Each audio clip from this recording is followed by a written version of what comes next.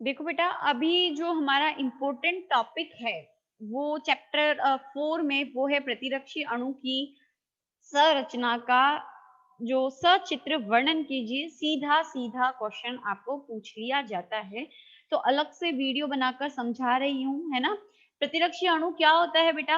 आपको पता है, प्रतिरक्षी जिसको हम एंटीबॉडी कहते हैं, एंटीबॉडी एक्चुअली हमारी जो प्लाज्मा कोशिकाएँ होती है, वो निर्मित करती है और प्रोटीन होता है। और कौन-सा प्रोटीन होता है इसके अंदर? गामा ग्लोबुलिन प्रोटीन जो होता है, उससे निर्मित होती है। किससे? गामा ग्लोबुलिन प्रोटीन, इससे ये बनी हुई होती है, ठीक है? तो प्रतिरक्षी की संरचना के अंदर ये।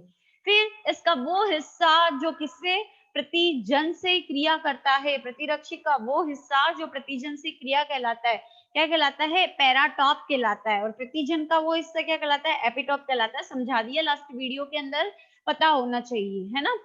फिर आता है कि प्रतिरक्षी की संरचना को समझिए, तो ये तो पता चल गया हमको कि गामा जो ग्लोबुलिन प्रोटीन होता है उससे बना होता है। अब प्रोटीन की जो 4 श्रृंखलाएँ होती है ना? प्रोटीन की कितनी श्रृंखलाएँ? प्रोटीन की 4 पॉलीपेप्टाइड श्रृंखलाएँ मिलकर इसका क्या करती है? निर्माण करती है, ठीक है? अब पॉलीपेप्टाइड श्रृंखला में क्या होता है बेटा? प्रोटीन जो होता है, प्रोटीन जो है वो किससे मिलकर बना हुआ है? पॉलीपेप्टाइड श्रृंखलाओं से। क्योंकि प्रतिरक्षी अणु एक प्रोटीन है, ऑब्वियस सी बात है, तो किससे बना होगा? पॉलीपेप्टाइड श्रृंखलाओं में। अब प्रोटीन की पॉलीपेप्टाइड श्रृंखला जो है वो किससे बनी हुई होती है? अमीनो अम्ल अणुओं से मिलकर बनी हुई होती है। किससे? अमीनो अम्ल अणु से मिलकर बनी हुई होती है, ठीक है? अब इस अमीनो अम्ल अणु, जैसे ये एक अणु है, तो इसके आगे जो होगा वो NH2 ग्रुप यानी अमीनो ग्रुप होगा और पीछे की ओर होता है COH यानी कार्बोक्सिल ग्रुप होता है। यानी एक सिरे पर क्या पाया जाएगा? एक अमीनो अम्ल के NH2 है ना, अमीनो ग्रुप, और दूसरे पे कार्बोक्सिल ग्रुप। तो अब ये जो COH ग्रुप है, ये जुड़ेगा बंध के द्वारा किससे? दूसरे एमिनो अम्ल के NH2 ग्रुप से, ठीक है? फिर यहाँ पीछे क्या हो जाएगा? COH, फिर दूसरा जो अमीनो अम्ल अणु होगा उसका NH2 ग्रुप है, जुड़ता जाएगा। फिर ऐसे जो है वो बंध के द्वारा ये जो एमिनो अम्ल है वो जुड़ते रहते हैं और एक चेन बन जाती है, जिसको हम क्या बोलते हैं? पॉलीपेप्टाइड श्रृंखला बोलते हैं ना। तो कितनी पॉलीपेप्टाइड श्रृंखलाएं हैं? 4 सामने दिख रही है, 1 2 3 और ये 4, है ना?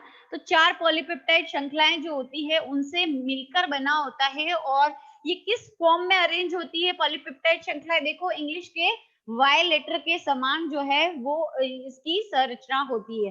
तो देखो पॉलीपेप्टाइड श्रृंखलाएँ जो है वो 4 होती है। तो आप देख रहे हो सामने ये 1 है, ठीक है? ये साइज़ में छोटी है, ये वाली भी साइज़ में छोटी है, तो ये 2 हो गई। फिर ये तीसरी और ये चौथी है, ये आप देखो साइज़ में कैसी है? बड़ी है ना? जो बड़ा होगा वो भारी होगा, जो छोटा होगा वो हल्का होगा। दैट मीन्स हल्की कितनी है? 1 और 2। तो 2 श्रृंखलाएँ क्या है? हल्की है, ठीक है? और 2 श्रृंखलाएँ क्या है? भारी है। तो 2 भारी श्रृंखलाएँ और 2 हल्की पॉलीपेप्टाइड श्रृंखलाओं से मिलकर क्या होता है? निर्माण होता है, ठीक है? क्योंकि पॉलीपेप्टाइड श्रृंखलाएँ हैं तो इनमें क्या होगा? एमिनो अम्ल अणु पाए जाएँगे, तो इसमें होते हैं 220 अमीनो अम्ल के अणु, ठीक है? इसीलिए ये हल्की है, इसका अणुभार क्या है? कम है। तो अमीनो अम्ल अणु, और इसमें कितने हो गए? 440, जस्ट इसके डबल, इसलिए इसका अणुभार भी क्या होगा? ज़्यादा होगा। हल्की को क्या कहते हैं इंग्लिश में? लाइट, है ना? तो L लिखेंगे और इसको रिप्रेजेंट किया जाता है हेवी, हेवी यानी भारी, H से। आगे बात समझ में? तो 4 पॉलीपेप्टाइड श्रृंखलाएँ जो होती हैं वो पाई जाती है। Is it clear? ठीक है? तो 2 हल्की है और 2 भारी है, तो ये हल्की हो गई और ये बीच में जो हो गई वो भारी हो गई। आ गई बात समझ में? ठीक है। अब एक हल्की और एक भारी, ये वाला हिस्सा इसको मैं डिवाइड कर दूं यहाँ से, तो ये हल्की यानी ये एक और ये 4, एक हल्की और एक ये भारी वाली श्रृंखला, तो एक हल्की प्लस एक भारी, ये जो संरचना बनाती है उसे कहते हैं द्विलक, ठीक है? यानी ये दोनों मिलकर ये जो संरचना बन रही है इसे हम क्या कह रहे हैं? द्विलक। तो एक प्रतिरक्षी अणु में कितने द्विलक है? एक तो ये हो गया और दूसरा ये हो गया। तो कितने द्विलक पाए जाते हैं? 2 द्विलक जो है वो पाए जाते हैं। किसके अंदर? एक प्रतिरक्षी अणु के अंदर कितने द्विलक पाए जाते हैं? 2 द्विलक जो है पाए जाते हैं। ये चीज आपको ध्यान रखना है ना। जो उपस्थिति पूछी जाती है द्विलक की कितनी होती है, और द्विलक क्या चीज होती है कि एक हल्की और एक जो भारी श्रृंखला होती है वो जो है जुड़कर जिस संरचना का निर्माण करती है वो द्विलक होती है। अब यहाँ पर ये हल्की और ये भारी, ये द्विलक तो बना रही है, लेकिन ये अलग अलग है क्या? नहीं, ये डाइसल्फाइड बंध के द्वारा आपस में क्या होती है? जुड़ी हुई होती है, तब जाकर क्या बनता है? द्विलक बनता है। तो एक हल्की और एक भारी चेन आपस में एक दूसरे से जुड़ी होती है, किसके द्वारा? डाइसल्फाइड बंध के द्वारा, बॉन्ड के द्वारा जुड़ी हुई होती है। तो इधर भी है, इस द्विलक में भी है, प्लस यहाँ पर ये जो द्विलक है वो भी आपस में, यानी ये एक द्विलक है और ये दूसरा द्विलक है, एक हल्की और एक भारी मिलकर द्विलक बना रही है। तो ये जो द्विलक है उनके पास वो भी आपस में किससे जुड़े हुए हैं? वो भी आपस में जुड़े हुए हैं, किससे? डाइसल्फाइड बंध से। तो हल्की और भारी चेन के बीच में तो है, प्लस ये जो भारी चेन है वो भी आपस में किससे जुड़ी हुई है? द्विलक जो द्विलक है दोनों, या हम ये कहें कि दोनों भारी चेन, ये भी किससे जुड़ी हुई है? डाइसल्फाइड बंध से जुड़ी हुई है। तो ये इस तरह से वाई आकार की क्या बन गई? संरचना बन गई। समझ आ गया? अब उसके बाद नेक्स्ट आता है, अभी मैंने आपको बताया था कि अमीनो अम्ल अणु जब जुड़ते हैं तो अमीनो में आगे क्या होता है? NH2 समूह होता है और पीछे की ओर COH होता है, यही बताया था। तो यहाँ पर ये ध्यान रखना कि आगे वाले हिस्से में समूह कौन सा पाया जाता है? NH2, और पीछे की ओर कौन सा पाया जाता है? COOH जो होता है, यानी कार्बोक्सिल समूह पाया जाता है। आगे की ओर अमीनो समूह रहेगा, ये चीज ध्यान रखना जब भी आप बनाते हो। तो आगे की ओर फ्री जो है वो अमीनो समूह है और पीछे की ओर कौन सा है? कार्बोक्सिलिक समूह है। आई बात समझ में? अब यहाँ पर हम बात करते हैं हल्की और जो भारी चेन है ना, ये जो भारी जो चेन है आप यहाँ पर ये देख रहे हो, है ना। भारी चेन जो है बेटा कितने तरीके की होती है? 5 तरीके की होती है। कौन कौन सी? गामा, म्यू, ठीक है, अल्फा, एप्सिलॉन और डेल्टा। ये 5 तरीके की क्या होती है? जो भारी चेन जो होती है, ये वाली, ये जो बीच में आप देख रहे हो ना, ये भारी चेन कितने प्रकार की होती है? 5 प्रकार की होती है।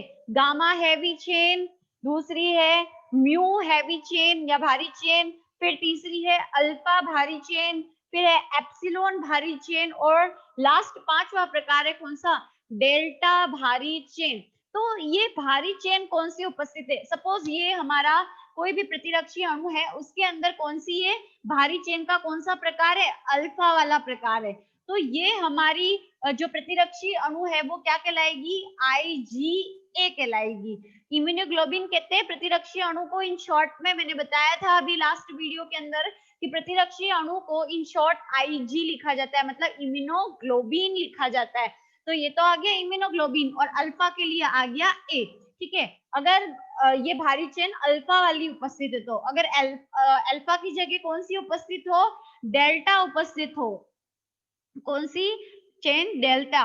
तो क्या लिखेंगे? IgD। आगे बात समझ में? तो 5 प्रकार की, क्योंकि जो है भारी चेन पाई जाती है, तो प्रतिरक्षी अणु के भी कितने प्रकार हो जाते हैं? 5। अगर गामा भारी चेन उपस्थित है तो इसको प्रतिरक्षी अणु को बोलेंगे IgG। अगर म्यू प्रकार की भारी चेन उपस्थित है तो क्या बोलेंगे? IgM। अल्फा प्रकार की है तो IgA, एप्सिलॉन प्रकार की है तो IgE, और डेल्टा प्रकार की है तो IgD। तो 5 प्रकार के प्रतिरक्षी अणु बन जाते हैं किसकी उपस्थिति के आधार पर? भारी चेन के प्रकार की उपस्थिति के आधार पर। समझ में आ गया? अभी इनके जो काम है वो कब बनती है वो हम लोग देखेंगे, क्योंकि 1 नंबर का क्वेश्चन वहां से जो है आपको पुटअप किया जा सकता है। ठीक, अब उसके बाद आता है कि जो चेन्स होती हैं, है ना, जो पॉलीपेप्टाइड श्रृंखलाएं होती हैं, ये श्रृंखलाओं को 2 भागों में डिवाइड किया जाता है। कितने भाग? 2। आगे वाला जो अग्र हिस्सा होता है, जो किसकी तरफ होता है? NH2 की तरफ, उसको हम कहते हैं अस्थिर भाग। ठीक है, ये यहां तक आप देख रहे हो, ये यहां तक जो मैंने बीच में ये निशान बनाया है, है ना। ये यहाँ पर इसको मैं हटा देती हूँ ताकि आपको समझ में आए। ये यहाँ पर यहाँ तक, ये जो मैंने बीच में निशान बनाया तो ये आगे वाला हिस्सा है ना, ये आगे वाला हिस्सा इस निशान तक, ये कहलाता है अस्थिर भाग। क्या कहलाता है? अस्थिर भाग कहलाता है। और इसे FABB कहा जाता है। और ये क्षेत्र किसकी ओर होता है? अमीनो ग्रुप जो होता है उसकी तरफ होता है। ठीक है। और जो प्रतिजन आकर जुड़ता है वो इसी हिस्से में आकर जुड़ता है। ये जो आपको हिस्से दे रखे हैं ना, ये एक्चुअली क्या है? पैराटॉप है। तो इस पैराटॉप के माध्यम से क्या किया जाता है? जोड़ा जाता है किसको? प्रतिजन को। तो ये जो आगे वाला अस्थिर हिस्सा है वो क्या होता है? प्रतिजन कहलाता है। अस्थिर इसलिए कहते हैं क्योंकि अलग अलग प्रतिरक्षियों में यहाँ पर अमीनो अम्ल जो है वो अलग अलग तरीके के पाए जाते हैं। आगे बात समझ। फिर उसके बाद नेक्स्ट आप नीचे की तरफ, इसके बाद यहाँ से यहाँ तक जो पूरा हिस्सा देख रहे हो वो क्या कहलाता है? स्थिर भाग। क्या कहलाता है? स्थिर भाग। इसे FC कहा जाता है। सी का मतलब होता है कांस्टेंट, कांस्टेंट का मतलब होता है स्थिर। तो ये वाला हिस्सा जो है वो किस समूह की ओर है? COOH यानी कार्बोक्सिल समूह की ओर है। तो हम जो हमारी श्रृंखलाएं हैं उनको दो क्षेत्रों के अंदर या दो भागों के अंदर बांट देते हैं। आगे वाला NH2 की तरफ अस्थिर भाग जिससे प्रतिजन आकर जुड़ेगा, और नीचे वाला कौन सा? स्थिर भाग। जितने भी 5 प्रकार की आप प्रतिरक्षी देख रहे हो उस अस्थिर भाग में जितने भी अमीनो अम्ल आपको मिलेंगे वो समान मिलेंगे, इसलिए क्या कहा जाता है? स्थिर भाग कहा जाता है। मतलब यहाँ तक के तो जो अमीनो अम्ल है वो सारे में क्या मिलेंगे? सेम। लेकिन यहाँ वाले में जो अमीनो अम्ल अणु है उनका अरेंजमेंट क्या होगा? अलग अलग होगा। 20 तरीके के अमीनो अम्ल अणु पाए जाते हैं। ठीक है। तो ये चीज है। तो सीक्वेंस जो है उसके आधार पर ये डिवाइडेशन हुआ है स्थिर और अस्थिर। समझ आ गया? तो ये हो गया हमारा इसके जो क्षेत्र हैं वो। अब इसके बाद आता है लास्ट, एक कब्जा या हिंज क्षेत्र। ये पूछा जाता है। यहाँ पर ये वाला हिस्सा देख रहे हो बेटा, ये बीच का, ये बीच वाला हिस्सा। ठीक है। ये क्षेत्र जो होता है ये दो भारी श्रृंखलाओं के बीच का ये हिस्सा जो होता है ये थोड़ा सा कैसा होता है? फ्लेक्सिबल होता है, लचकदार। क्यों लचकदार होता है? जैसे ये प्रतिरक्षी जो अणु है, ठीक है, इसको किसमें बैठना है? प्रतिजन से जुड़ना है। तो जुड़ेगा तो सीधा यूं जाके जुड़ जाएगा क्या? नहीं, है ना। कुछ कुछ अपने आप को क्या करना पड़ता है? एडजस्ट करना पड़ता है। तो एडजस्ट करने के लिए यहाँ पर क्या होना जरूरी है? फ्लेक्सिबिलिटी यानी लचीलापन होना क्या है? जरूरी है। तो ये वाला हिंज क्षेत्र जो है वो क्या करता है? लचीलापन प्रदान करता है। तो ये जो बीच का क्षेत्र है उसे हिंज क्षेत्र या कब्जा क्षेत्र कहते हैं, जो प्रतिरक्षी अणु को क्या करता है? लचीलापन प्रदान करता है। Is it clear? उसके बाद नेक्स्ट हम लोग टॉपिक को देखते हैं कि नेक्स्ट टॉपिक बुक के अंदर दिया हुआ है कि प्रतिरक्षी अणु के प्रकार कौन से। तो हमने देखा कि प्रतिरक्षी अणु के क्या है, जो है 5 प्रकार होते हैं। अलग अलग श्रृंखलाएं संरचनाएं होती है। जैसे कि 2 का एग्जांपल दे रखा है, आपको पूछा भी जा सकता है कि IgM की संरचना कैसी है और IgA की कैसी है। तो IgM की जो संरचना है वो पेंटामेरिक है। पेंटामेरिक है मतलब कितने अणु ऐसे ऐसे बीच में, और ये 5, 1 2 3 4 और ये 5 इस तरीके से क्या है? अरेंज है। फिर अल्फा की दी हुई है, तो अल्फा जो है उसकी संरचना मोनो में अल्फा की जो है द्विलक के समान है। द्विलक मतलब 2 अणु जो है वो ऐसे जुड़ते हैं और इस तरह से बनाते हैं, और बाकी सबकी संरचना एकलक। एकलक मतलब इस तरह से एक जो अणु है प्रतिरक्षी का वो ही पाया जाता है। तो बाकियों की संरचना कैसी है? एकलक है। बस ध्यान ये रखना है कि M की कैसी है? पेंटामेरिक है, यानी पांचलक है, पंचलक है ना, पेंटामेरिक है। और जो अल्फा है उसकी कैसी है? जो संरचना है वो डाइमेरिक है यानी द्विलक है। तो ये चीज आपको ध्यान रखनी है। तो याद रखने का तरीका है कि घर में जो हमारी मम्मी होती है वो कई तरीके के काम कर लेती है। सुबह उठती है उससे लगाकर 5 तरीके के काम करती है। पापा है वो क्या करते हैं? वो एक ही तरीके का काम करते हैं, ऑफिस जाते हैं, पैसा कमाते हैं और खत्म, है ना। और आप हो, आप क्या करते हो? स्कूल जाते हो, आते हो और खाया पिया, होमवर्क किया। लेकिन मम्मी देखो सिलाई भी कर लेती है, मम्मी घर की सफाई भी कर लेती है, मम्मी मार्केट का भी देख लेती है, मम्मी बैंक का भी देख लेती है। तो म से मम्मी, म से जो IgM है, और वो 5 जो है पंचलक है। आगे बात समझ में? और दूसरा है अल्फा। अल्फा जो है वो कैसी है, द्विलक है। आगे बात समझ में, यानी ए सबसे पहला है और ए के बाद दूसरा लेटर आता है बी, ठीक है। तो ए के बाद बी दूसरा है, तो उससे आप याद रख सकते हो कि ये द्विलक होती है और बाकी सारी है वो एकलक होती है, सिंगल होती है। समझ आ गया। फिर उसके बाद आता है कि कौन कौन सी जो प्रतिरक्षी जो अणु है वो किससे प्राप्त होती है और कब प्राप्त होती है। तो आईजीजी जो है, आईजीजी जो है वो किससे मिलती है, माँ से मिलती है। भ्रूण को किस माध्यम से, अपरा, यानी माँ के गर्भ में जो भ्रूण पल रहा होता है उससे एक प्लेसेंटा जुड़ती है जो माँ से पोषण देती है इस बच्चे को। ये संरचना क्या कहलाती है, अपरा। तो अपरा के माध्यम से ये आईजीजी वो कहाँ जाती है, भ्रूण के अंदर जाती है। फिर आता है आईजीएम। आईजीएम ऐसी प्रतिरक्षी अणु है जो सबसे पहले बनती है, मतलब कि कोई भी जो बच्चा है उसके अंदर जो सबसे पहली प्रतिरक्षी अणु बनेगी वो कौन सी बनेगी, आईजीएम बनेगी। और आईजीएम जो है वो भ्रूण के अंदर बनती है किससे, जब तक उसको ये नहीं मिल जाती ना माँ से, ये आईजीजी नहीं मिलती, उससे पहले ही ये बन जाती, तो सबसे पहले बनती है। फिर है आईजीए, पहला माँ का जो दूध पिलाया जाता है बच्चे को, है ना, जिसको हम खीस कहते हैं। गाय जब बछड़े को जन्म देती है तो पीला दूध देती है, एकदम फर्स्ट दूध पीला पीला। तो वो जो खीर उस दूध को हम लोग कहते हैं, उसमें कोलेस्ट्रम पाया जाता है। तो उसके अंदर कौन सी प्रतिरक्षी अणु होती है, आईजीए होती है ना। तो आईजीए पाया जाता है, माँ से जो बच्चे को मिलती है आईजीजी मिलती है। सबसे पहले जो बनती है वो आईजीएम होती है। और एलर्जी जो होती है, हमें किसी तरीके की एलर्जी जो होती है उसके अंदर कौन सी प्रतिरक्षी अणु बनती है, आईजीई प्रकार की बनती है।